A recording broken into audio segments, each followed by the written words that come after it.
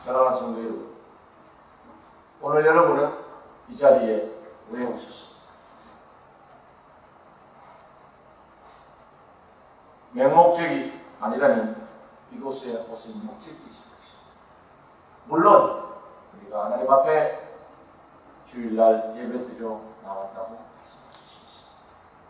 그러나 하나님 앞에 드리는 예배를 통하여 나는 내가 무엇을 요구하고 무엇을 원하고 있는지 한번 물어보시고, 목적이 분명치 않은 것은 아무리 치밀하게 준비하고 계획하고 하더라도 소기의 목적을 달성할 수 없습니다. 마찬가지로 우리가 주일 예배를 드리려고 하나님 앞에 나온다면 왜 드리는지 목적을 바로 알지 못하고 드린다면 하나님이 받으시겠습니까? 온전한 예배가 되겠습니까? 오늘의 본문의 말씀이 이 예배의 문제로 이스라엘 백성들이 고민했던 문제입니다. 이 고민이 지금까지 우리 그리스도인들의 고민이기도 합니다. 오늘 이 자리에 저와 여러분의 고민입니다. 하나님을 예배하는 일은 이스라엘 백성들에게 가장 중요한 문제였습니다. 왜냐하면 하나님께서는 가장 원하시는 일이 하나님은 그래서 언제나 예배를 하는 자를 찾고 계신다고 성경은 말씀합니다. 수천 년 전 모세를 통하여 이스라엘 백성을 애국에서 출애굽하게 했습니다. 그 구원의 목적도 보면 광야에서 하나님께 예배를 드리게 함이었다고 말씀합니다. 출애굽기 5장 3절에 보면 우리가 사흘쯤 광야에 가서 우리 하나님 여호와께 희생을 드리려 하오니 가도록 허락하소서라고 말씀합니다. 모세는 바로 이렇게 백성들을 보내줄 것을 요구합니다. 이스라엘 백성들은 아침부터 저녁까지 하나님을 예배하는 것이 삶의 중심에 있었습니다. 그래야 하루하루를 예배를 통하여 살아계신 하나님을 만나고 하나님의 주시는 그 기도의 응답을 듣고 하나님의 축복을 기대하며 살아가는 백성이었습니다. 하나님의 백성으로 그들의 삶의 성공과 실패, 행복과 불행 등이 예배하는 삶과 직접적이고 밀접한 관계가 있던 백성이 이스라엘 백성이었습니다. 그러면 오늘 이 시간 저와 여러분의 삶의 중심은 어디에 있습니까? 혹시 자녀의 성공? 아니면 명예나? 혹시 여러분들이 사업에 번창할 때 재물을 위해 혹시 우리의 삶의 중심이 어디가 있지 않는지 돌아보시고, 오늘 제목처럼 여호와께서 기뻐하시는 것은 오늘 이와 같이 이스라엘 백성에게 요구하셨던 것이 저와 여러분에게 예배의 중심이 되는 것을 하나님 앞에 간직합니다. 이스라엘 백성들의 고민했던 것을 한번 들어봅시다. 본문 6절과 7절에 보면 그들의 깊은 고뇌를 우리가 읽을 수 있습니다. 내가 무엇을 가지고 여호와 앞에 나갈까? 여호와께서 천천의 수명이나 만만의 강수 같은 기름을 기뻐하십니까? 그들이 소망했던 것도 여호와께서 기뻐하시는 예배를 드리는 문제였습니다. 조상 때부터 드려왔던 전통을 따라 흠없는 짐승을 한 제물로 하나님께 가지고 나왔습니다.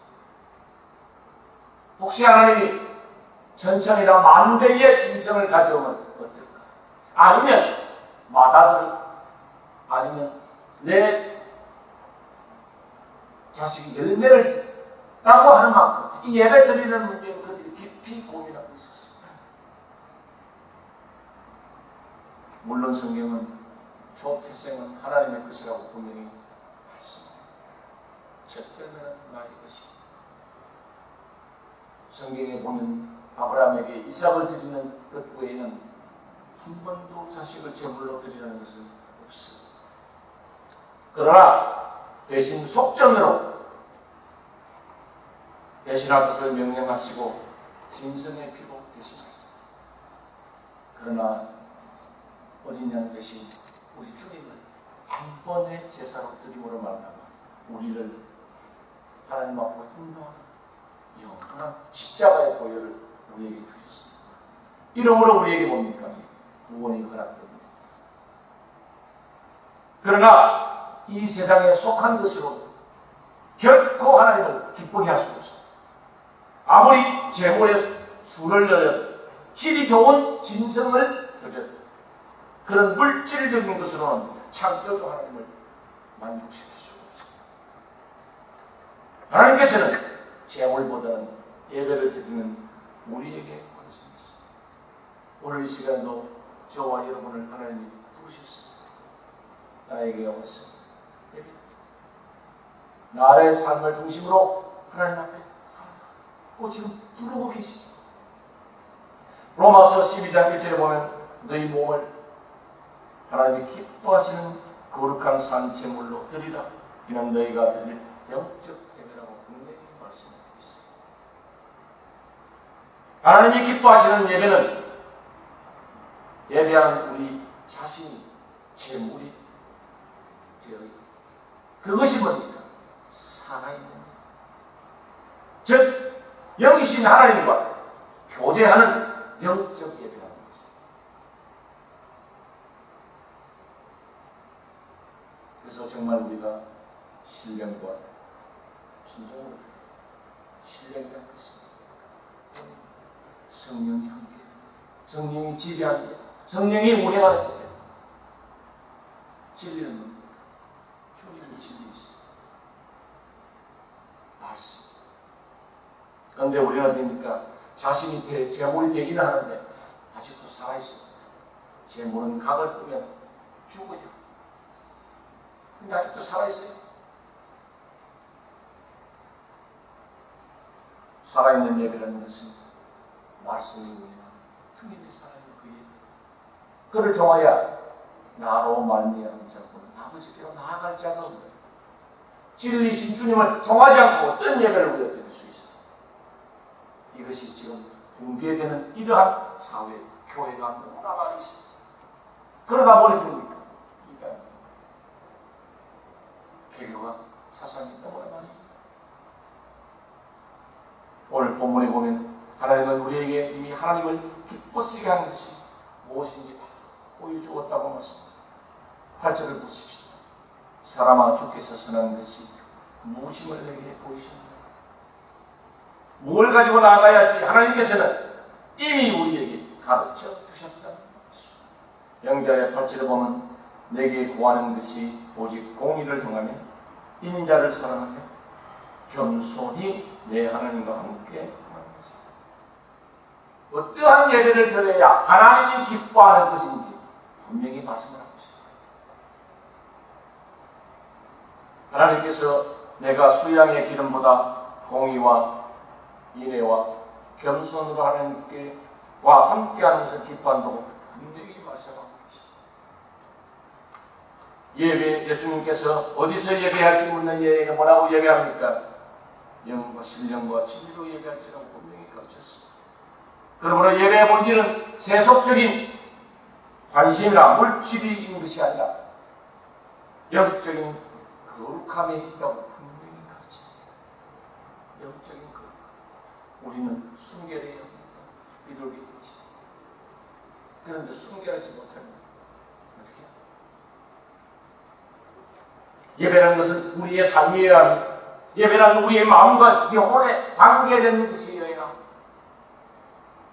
하나님을 기쁘시게 하는 것은 세상적인 것, 물질에 많고 적은데 그런 것이 아니라는 말씀입니다. 그런 것은 어떻습니까? 이 세상에 사는 우상을 숭배하는 사람들의 모습입니다. 히브리서 11장 6절은 믿음이 없이는 하나님을 기쁘시게 못하나니 하고 말씀과 같이 하나님을 기쁘시게 하는 것은 무엇입니까? 믿음, 페이스. 믿음으로 하나님 앞에 나아갈 때 하나님은 우리를 기뻐하시고 믿음으로 사는 것, 즉 하나님이 기뻐하시라는 것이라고 말할 수 있습니다.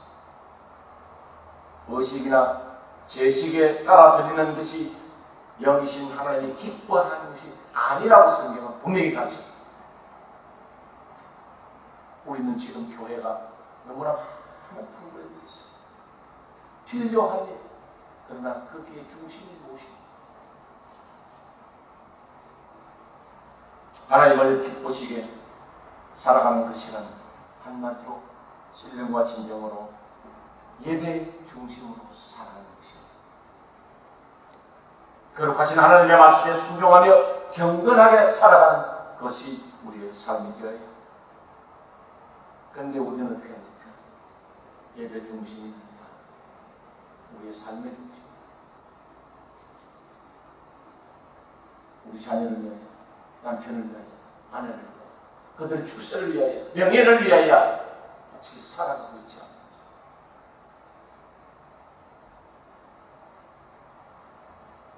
오늘 8절에 보면 어떻게 하는 것이 하나님이 기쁘시게 하는 것인가? 세 가지로 말씀을 하고 마치고자 합니다.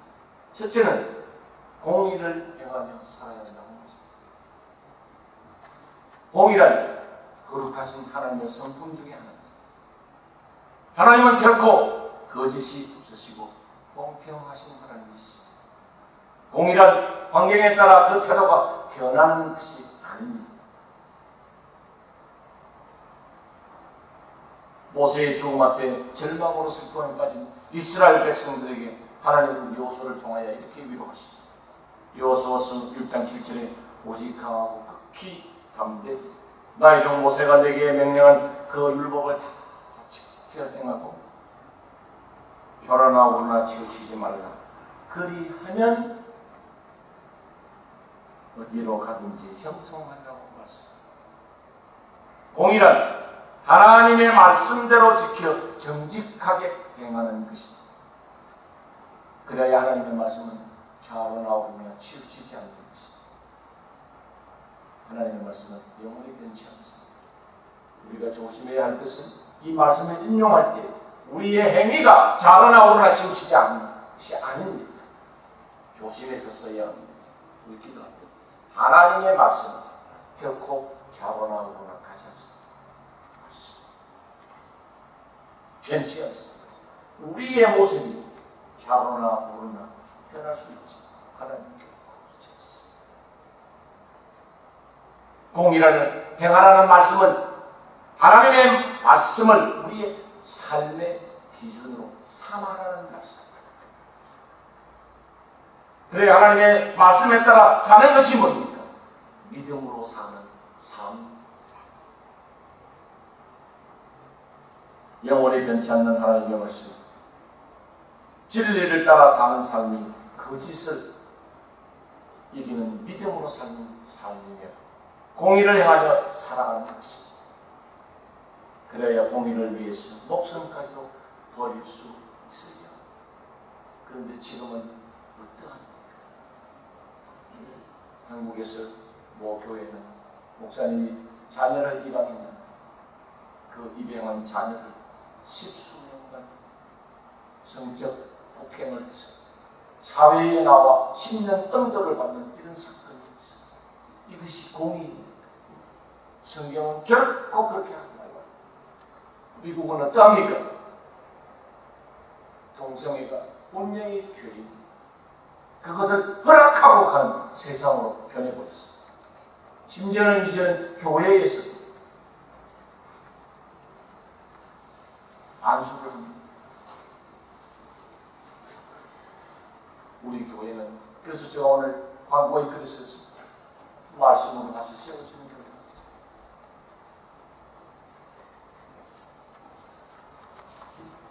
사람의 생각과 행위는 환경에 따라 쉽게 변합니다. 아무리 자신의 선한 생각에 따라 살아간다 해도 그것이 이 하나님의 공의를 행하는 삶이 되지 않음을 우리가 알아야 합니다. 우리가 볼 때는 공의로운 바른 생활일 수 있습니다. 그러나 하나님 보시기에는 공의가 아닐 수 있습니다. 우리가 이것을 잊어버립니다. 아무리 선한 일 같아도 하나님께서 원치 않는 것은 잘못된 것입니다. 세상의 모든 것은 다 시간에 따라 변합니다. 오직 하나님의 말씀만이 영원합니다. 하나님의 말씀만이 영원히 변하지 않는 겁니까? 진리입니다. 공의란 변하지 않고 거짓됨이 없는 진리 위에 세워져야만 우리의 생각과 뜻이 영원히 변치 않는 하나님의 말씀의 진리 위에 세워진다면 결코 변치 않는 공의를 행하며 우리는 살아갈 수 있습니다. 이러한 축복이 임하기를 원합니다. 둘째, 인자를 사랑하는 것이라고 되어 있습니다. 여기 인자라는 것은 사람을 의미하는 것이 아니고 영어로 이야기하면 더 바를 것입니다. 우리가 보통 이야기하는 긍휼과 같이 lovely mercy, 이걸 한문으로 아마 번역하는 가운데 인자라고 하니까 주님을 이야기하시는 그것은 아닙니다. 어질인에 우리 사랑하는 자자를 써서 인의 현자를 썼는데, 그러면 우리가 이게 긍휼이라는 말로 다시 우리가 재해석할 수 있습니다. 하나님의 성품 중에 하나가 역시 긍휼입니다. 본문에서 인용된 이 의미는 긍휼인데, 예수님께서 산상보훈에 천국의 백성이 누려야 할 8가지 팔복을 이야기하는데 그 중에 하나가 마태복음 5장 7절에 나와 있습니다. 긍휼히 여기는 자는 복이 있나니 저희가 긍휼히 여기면 받을 것입니다. 이 긍휼한 마음이란 나보다 못한 사람을 동정하는 것이 아닙니다. 오해하시나? 긍휼이라는 것은 사랑하는 마음. 우리가 그렇기 때문에 조건적인 사랑을 하는 것이 아니라 그럼에도 불구하고 조건이 필요 없는 사랑하는 마음이 긍휼이에요.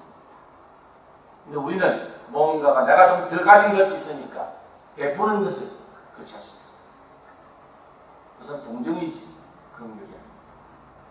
하나님께서는 하나님과 원수되었던 우리를 구원하신 것도 뭡니까? 이래 바로 긍휼의 풍성하신 하나님이시기에 십자가의 고난도 감당하시고 우리를 사랑해 주신 것입니다. 이것이 로마서 5장 8절에 나오고 있습니다. 우리가 아직 죄인 되었을 때에 그리스도께서 우리를 위하여 죽으심으로 하나님께서 우리에 대한 자기의 사랑을 확정이라는 것은 뭡니까? 도장을 찍는다. 정말 하나님께서 우리를 사랑하신 것은 사랑받을 만한 조건이 있어서가 아니라 오히려 원수되었지만 사랑하신 조건 없는 사랑이었던 것입니다. 하나님은 원수되었던 우리를 저주하지 아니하시고 오히려 생명까지 대신하시며 우리에 대한 하나님의 사랑을 확실하게 증거해 주셨습니다.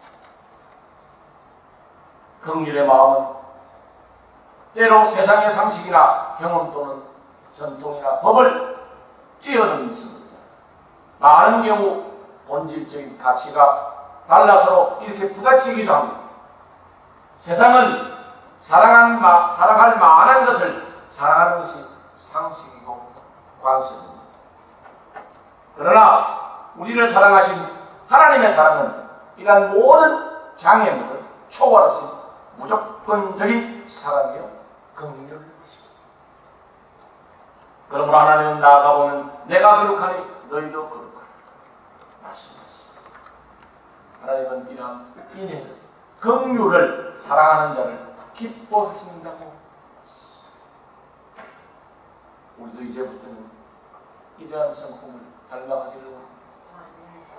그러므로 사랑을 아는 사람이 사랑을 제대로 할 수 있다고 말합니다. 그러므로 사랑은 뭡니까? 우리가 지식으로 배우는 것이 아니고 경험으로 배우는 삶의 지혜가 사랑입니다.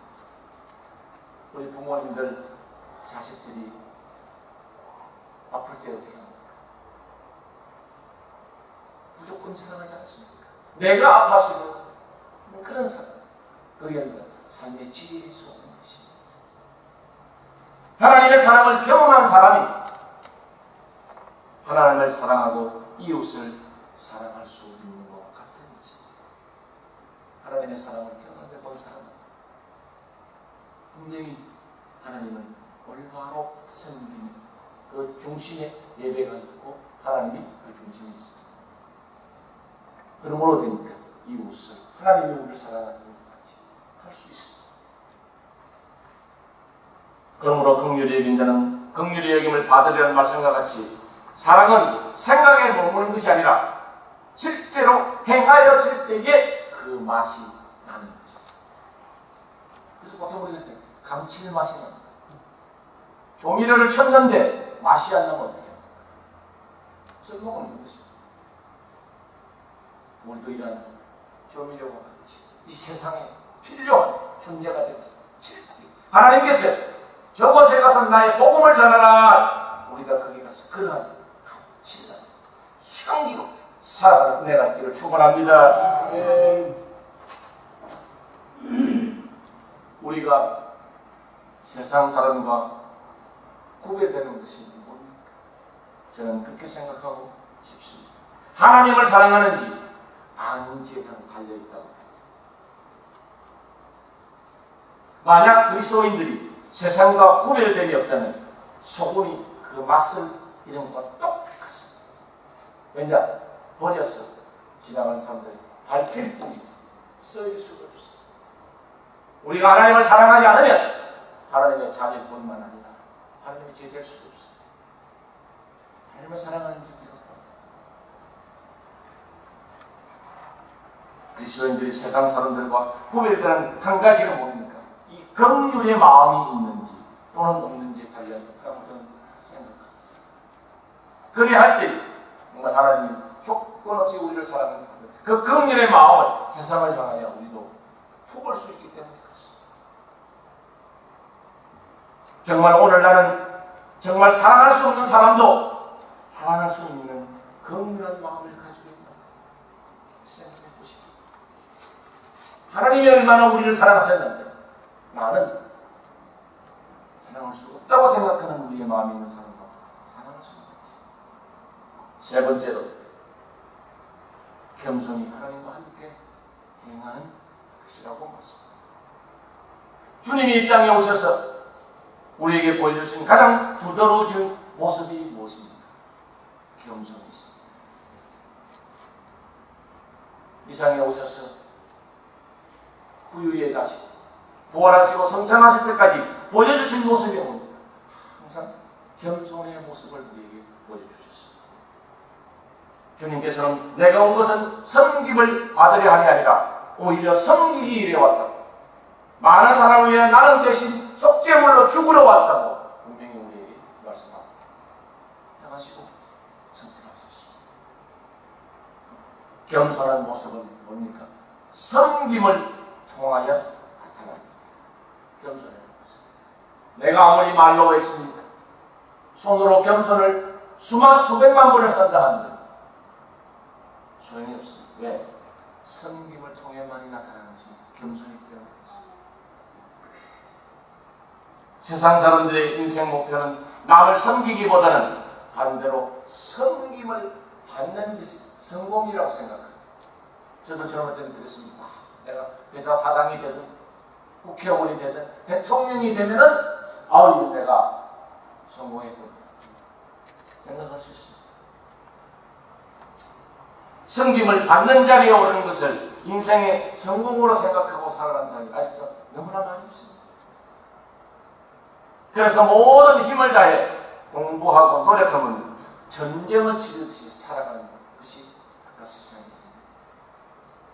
그러나 주님께서 기뻐하시는 삶의 모습은 뭡니까?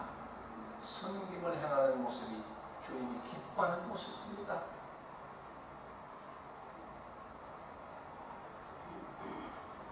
주님과 함께 동행하는 우리의 모습은 겸손의 모습이어야. 그래야말로 하나님은 겸비한 자를 높여주신다고 분명하게 말씀합니다. 하나님의 은혜는 낮은 곳에 임하는 은혜입니다. 우리가 스스로를 높이는 자리가 될 때 그 자리는 하나님을 예배하는 자리가 아니라 하나님을 대적하는 자리가 될 수가 있습니다. 조심해야 합니다. 하나님을 높이지 않는 그 자리가 하나님을 대적하는 자리입니다.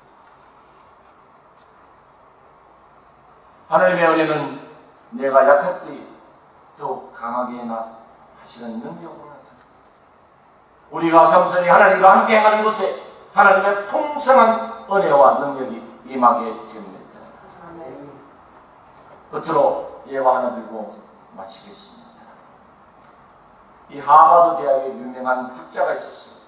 헨리 라우에라는 박사가 유명한 천재라고 소리를 들을 만큼 유명한 사람이 갑자기 교수직을 버리고 이 지체 장애자들이 있는 곳에 자원봉사를 들어갑니다. 모든 사람이 다 의아합니다. 저 사람이 수많은 명예와 권세와 돈을 다 버리고 가서 하는 일이라는 것은 간단합니다. 그들을 돌보는 먹이는 일입니다. 씻기는 일입니다. 아무도 이해를 못합니다. 그가 말을 안 합니다. 그러나 책을 하나 씁니다. 그 이름이 In the Name of Jesus, 예수의 이름이라는 것으로 책을 하나 씁니다. 거기에 요지는 이렇습니다. 예수를 진정으로 알려면 내리막길을 체험해 보아야 합니다. 주님이 말씀하시고 몸소 행하셨던 복음의 교훈은 내리막길에서만 체험할 수 있습니다. 꼭대기를 향하여 오르막길로만 전진하다 보니 예수는 안 보이더라는 것입니다. 내 성공을 향하여 학업을 위해 연구를 위하여 하여튼 높은 곳으로만 올라가니까 거기는 예수가 없더라는 것입니다. 혹시 이 자리에 주님이 없습니까? 우리의 삶 속에, 나의 직장에, 나의 학교에, 우리의 삶의 터전에 예수가 없습니까? 얘기하십니다. 정말 우리의 삶에 높은 정상에는 주님이 있어요. 갈보리 산상에 있는 박혔던 그 주님의 십자가가 있어요. 이 사람이 마지막에 이렇게 합니다. 예수를 만나기 위해서는 높은 곳으로 갈 필요가 없습니다. 왜냐하면 그분은 가장 낮은 곳에 우리와 함께 하십니다. 아멘입니까? 네. 우리가 이것을 해서 우리는 자꾸 뭔가가 성공하고 올라가려고만 합니다. 이분은 그것을 깨닫지 바로 모든 걸 내려놓고 낮은 곳으로 말씀을 마치겠습니다. 하나님은 예배하는 자를 기뻐하시며 지금도 찾고 있습니다. 그런데 예배를 참 예배하는 자입니다. 사실 이것이 미국이 시작한 우리가 소위 말하는 열린 예배, 시컬 서비스인데 한국에는 번역이 열린 예배로 되었는데 하나님은 참 예배자를 찾았습니다. 하나님은 공의를 행하며 인자를 사랑하며 겸손함으로 하나님과 함께 동행하는 사람을 기뻐하시고 하나님이 기뻐하는 사람이 되기를 원하십니까? 하나님의 말씀에 따라 살아가십시오. 긍휼한 마음으로 사랑할 수 없는 것까지도 사랑하는 사람이 됩시다. 그래야 할 때 겸손함으로 하나님을 섬기고 이웃을 섬기며 하나님과 동행할 수 있습니다. 이 시간 하나님이 기뻐하심을 입은 충만한 은혜가 임하기를 주의 이름으로 축원합니다. 기도합시다. 하나님 아버지, 하나님께서 기뻐하시는 것이 무엇인지 우리에게 가르쳐 주시니 감사합니다. 그런데 우리는 때때로 높은 곳을 향하여 올라만 합니다. 그곳에는 주님이 없고 우리의 성공, 우리의 명예, 우리의 권세, 우리의 재물이 있었습니다. 아버지, 이 시간에부터는 내려놓게 하옵소서. 그 정상에 하나님이 계시고 주님이 계시고 성령이 계시었으니 우리를 도와주시고 내려놓게 하시고 낮은 곳으로 임하여 주의 복음을 땅끝까지 전하는 주시옵소서. 빛의 직분을 감당하는 백성들 되게 하여 주시옵소서.